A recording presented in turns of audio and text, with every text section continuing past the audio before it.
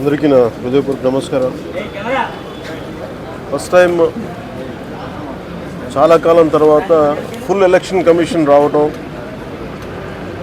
దాని తాలూకు సీరియస్నెస్ తెలియజేస్తూ ఉంది. ముఖ్యంగా ఆంధ్రప్రదేశ్ ఎన్నికలు చాలా ప్రజాస్వామ్యబద్ధంగా జరగాలి అని కేంద్రం ఎన్నికల సంఘం మన నిర్ణయం తీసుకున్నందువల్లే ఈ రోజున ఫుల్ ఎలక్షన్ కమిషన్ ఆంధ్రప్రదేశ్ విజయవాడలో రావడం జరిగింది. చంద్రబాబు గారు తెలుగుదేశం పార్టీ నుంచి 3 సార్లు ముఖ్యమంత్రిగా పనిచేశారు, ప్రతిపక్ష నాయకులుగా ఉన్నారు.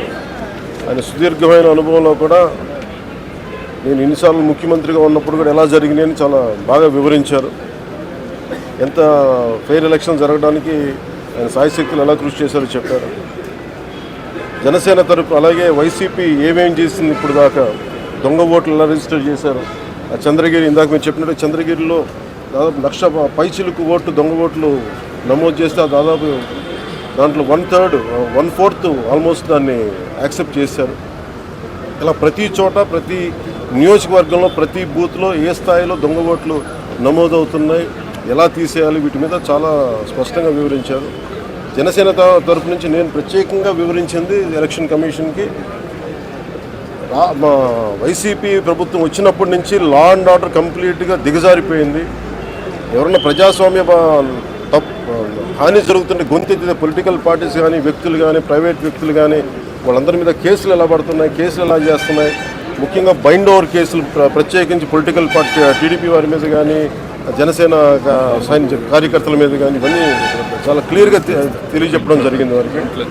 అలాగే పోలీసు అధికారులని ఇప్పుడు సడన్గా మారుస్తూ ఉన్నారు.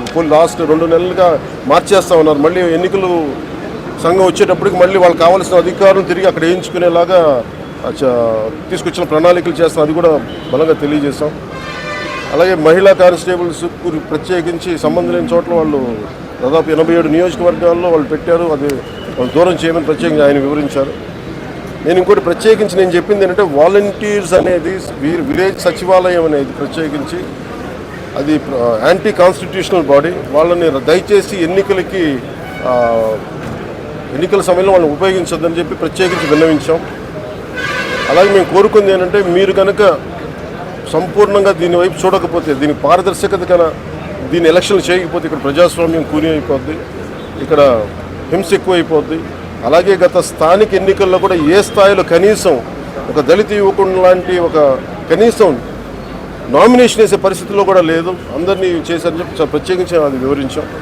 ఖచ్చితంగా వాళ్ళు ఒకటే ఎన్నికల ప్రధానాధికారి ఒకటే చెప్పారు, ఆయన CEO, మేము చాలా కట్టుబడి ఉన్నాం, ఫ్రీ అండ్ ఫెయిర్ ఎలక్షన్ జరిగేలా కట్టుబడి ఉన్నాం అని చెప్పి అంత భరోసాగా ఎప్పుడు మాట్లాడటం. ఖచ్చితంగా ఇది కేంద్రం చాలా సీరియస్గా తీసుకున్న ఆంధ్రప్రదేశ్ ఎలక్షన్స్లోనే తెలియజేస్తూ ఉంది.